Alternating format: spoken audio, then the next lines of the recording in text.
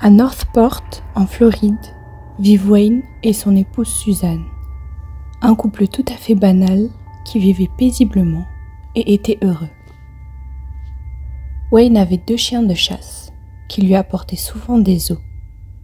Comme il vivait dans une zone avec beaucoup de forêts, il s'est toujours dit qu'il s'agissait d'ossements d'animaux comme des cerfs ou autres. Il ne se serait jamais imaginé qu'il s'agissait d'ossements humains.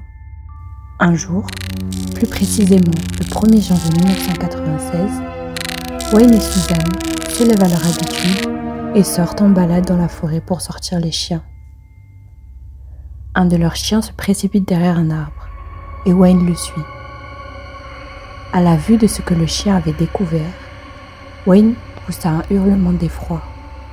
Il s'agissait d'un crâne humain. Ni une ni deux, il décide d'appeler la police. Une fois sur place, il leur explique que ses chiens lui rapportent des os régulièrement de la forêt et les entassent dans le jardin. Mais il n'aurait jamais imaginé qu'il s'agissait d'os humains. Dès que les forces de l'ordre ont vu le tas d'os dans le jardin, ils ont tout de suite reconnu des ossements humains, des bras et des jambes. La police décide alors d'enquêter dans la forêt à la recherche de preuves. Ils retrouvent bien le reste du corps, appartenant au crâne trouvé plus tôt, mais aucun autre indice, ni vêtements, sacs ou accessoires, absolument rien. Ceci rend l'enquête beaucoup plus difficile, et après analyse des os, on ne découvre pas grand-chose. La victime est un homme blanc, entre 25 et 35 ans, et mesure environ 1,90 m. Il remarque quand même, sur l'os du bassin, des traces de couteau aiguisé. Cet homme a donc été assassiné à l'arme blanche. Les premiers suspects sont Wayne et Suzanne, mais après interrogatoire, les enquêteurs les innocentent. 4 mois ont passé après cette macabre découverte.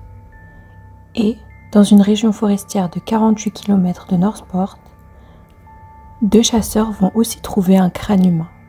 Ils vont aussi appeler les autorités qui, après analyse du corps, vont affirmer que cette personne est décédée depuis environ 15 jours, mais il n'y a que le haut de son corps, du bassin à la tête. Juste après, le même jour, en enquêtant dans cette forêt, ils vont découvrir quelque chose enroulé dans une couverture. En ouvrant cette couverture, ils découvrent un autre corps, pas encore décomposé. Le meurtre est récent et doit dater de la veille au soir, 10 à 12 heures maximum. Sur ce corps, des traces rouges au niveau des poignets, des chevilles et du cou, ce qui prouve que la victime a été ligotée avant d'être tuée. Ils découvrent aussi que les parties intimes de cette victime ont été retirées. La police va emporter les 2 victimes pour les faire analyser. Ils retrouvent l'identité de la plus récente grâce à ses empreintes digitales. Il s'agit de Richard Montgomery, un jeune homme de 21 ans. Ils vont informer sa famille qui, comme n'importe qui dans cette situation, sera sous le choc. Qui a bien pu faire ça à leur fils? Après analyse plus poussée du corps, ils ne trouvent aucune preuve, à part une petite particule de peinture collée sur Richard, mais rien de plus. Ils conservent quand même cette preuve, car elle leur servira plus tard. Donc, les seules choses que l'on connaît sur ce tueur, c'est qu'il a sûrement une pathologie psychologique. Car pourquoi retirer les parties intimes de ses victimes? On sait aussi qu'il leur retire tous leurs vêtements, les ligote avant de les tuer dans la forêt. Toutefois, rien qui puisse mener à son identité. Les enquêteurs décident de creuser un peu plus sur la vie de Richard. Le jeune homme vivait chez sa sœur et son beau-frère et travaillait dans n'importe quel job qu'il trouvait. Il était plutôt tranquille et n'avait aucun ennemi. Il a donc été assassiné sans raison par quelqu'un qu'il ne connaissait sûrement pas très bien. Quant au 2e corps, aucun moyen de retrouver son identité, car il était trop décomposé. Impossible de récupérer la moindre empreinte. Néanmoins, sur son dos, il avait la trace d'un tatouage. La police va donc redessiner le tatouage et le partager dans tous les médias pour voir si quelqu'un le reconnaît, mais sans résultat. Les enquêteurs décident alors de retourner sur les lieux où les corps ont été trouvés et d'élargir leur périmètre de recherche. Bingo! Ils retrouvent un arbre possédant des traces correspondant au ligotage des corps, Le tueur ligote donc ses victimes à un arbre et les étrangle avec quelque chose. Une corde sûrement, en la serrant au niveau du cou. À partir de là, les enquêteurs vont essayer de lier le meurtre des 2 dernières victimes à celui des ossements trouvés dans la forêt par Wayne et Susan. Ils élargissent encore le périmètre jusqu'à l'autre forêt et trouvent aussi un arbre avec les mêmes traces.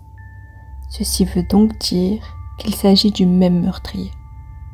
Pour le retrouver, il faut qu'ils en sachent plus sur le style de ses victimes.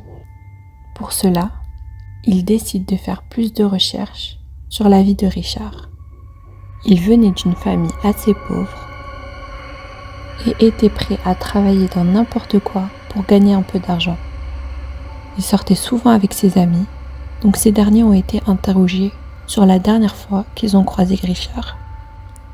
Ses amis racontent aux enquêteurs qu'ils étaient dehors un soir comme à leur habitude. Puis Richard leur a dit qu'il allait s'absenter pendant 1 à 2 heures, car il avait trouvé un petit boulot très facile qui lui rapporterait 200 $. L'homme pour qui il devait travailler passerait le chercher. Ses amis l'ont vu attendre de l'autre côté de la route quand une voiture s'est arrêtée. Il est monté dedans et c'est la dernière fois qu'ils l'ont vu. À cette même période, les enquêteurs ont reçu l'appel d'une femme qui les alerta sur la disparition de son fils depuis assez longtemps. Mais le plus important, c'est qu'elle a reconnu le tatouage qu'il avait sur le dos. C'est un jeune homme de 25 ans, du nom de Kenny Smith. En recherchant un peu dans la vie de Kenny, ils trouvent beaucoup de similitudes avec celle de Richard.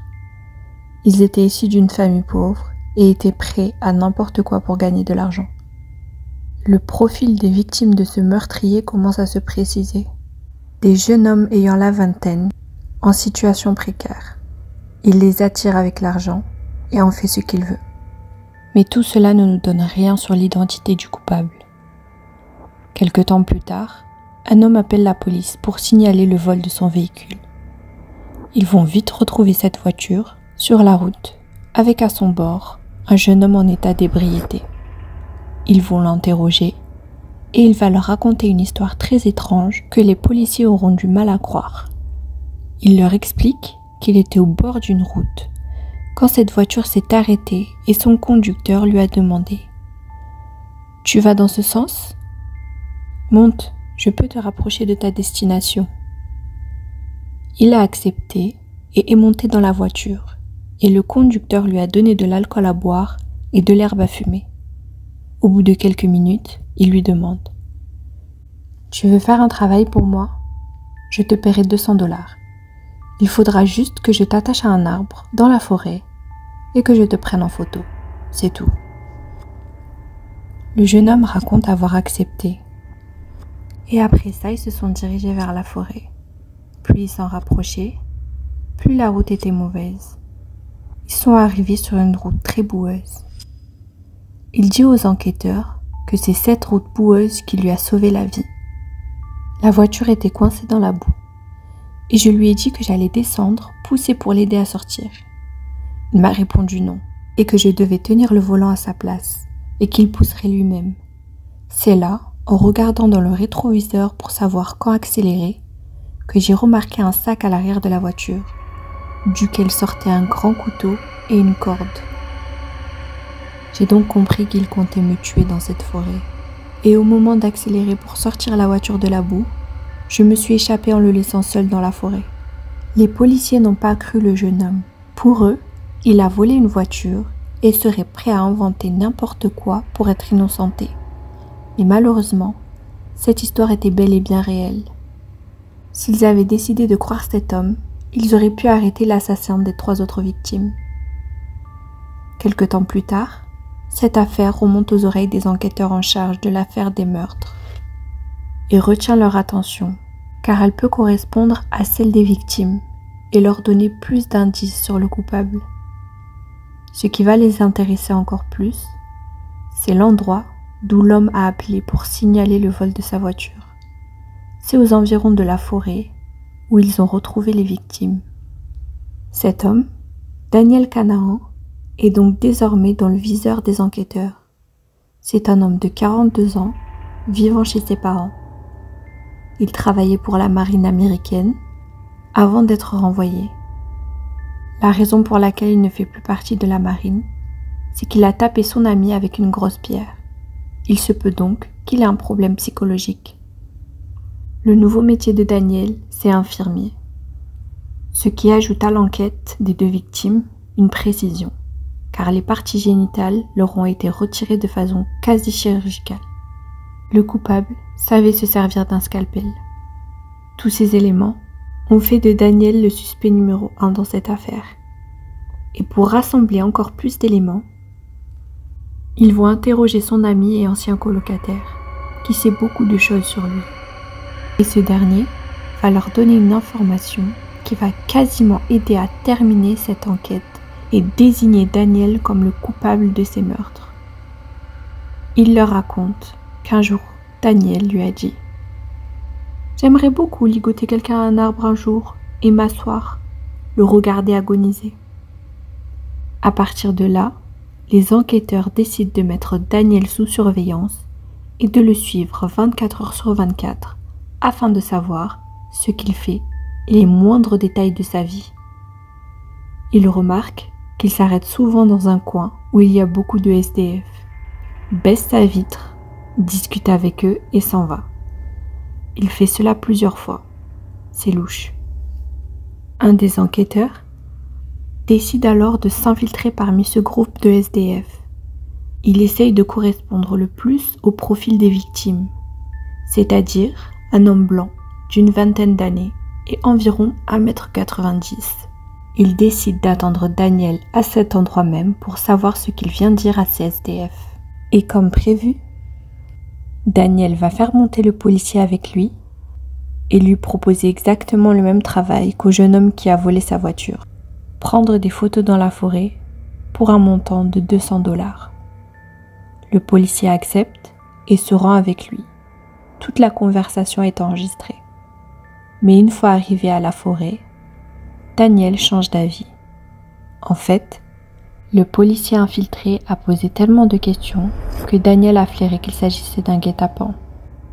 Même si la police sait pertinemment que c'est lui l'assassin, il leur faut une preuve tangible pour l'inculper et le prendre en flagrant délit aurait beaucoup aidé à le faire condamner. Mais il les a repérés et a décidé de s'en aller. Quelques jours plus tard, il est convoqué pour un interrogatoire. Voici les vraies images. Vous voyez la table et la nappe qui bougent beaucoup?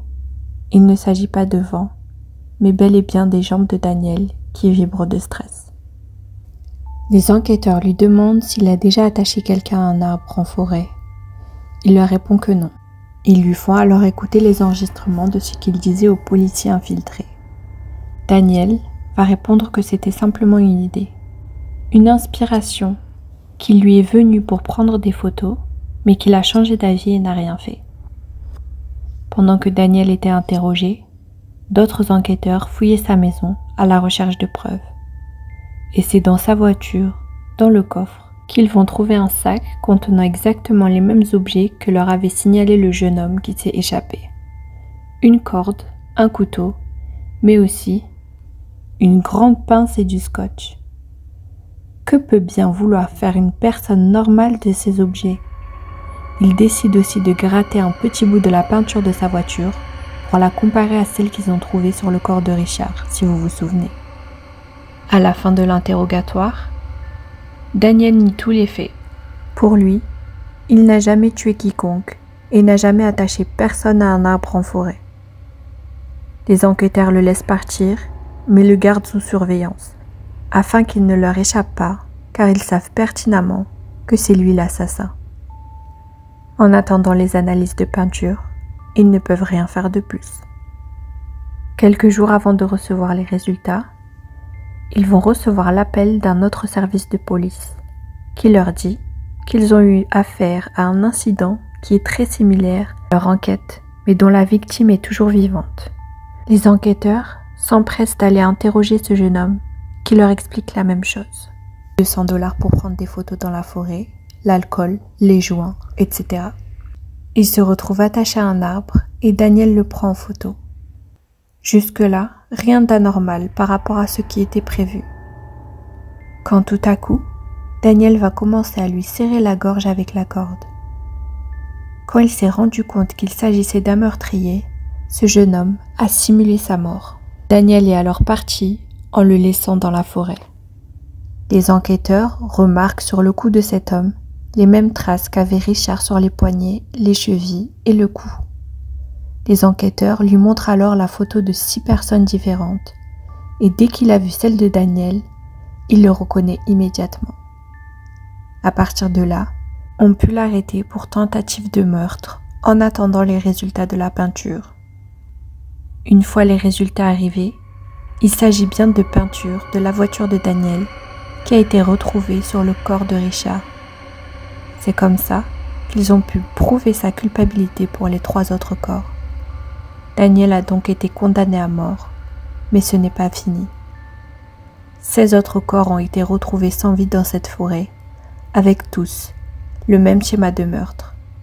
Emmenés dans la forêt pour de l'argent, ligotés à un arbre, étranglés avec une corde, puis déshabillés et abandonnés dans la forêt.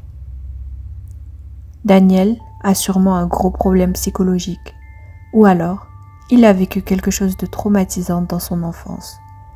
Car on peut y réfléchir tant qu'on veut, on ne comprendra jamais quel intérêt il trouvait à commettre ces crimes.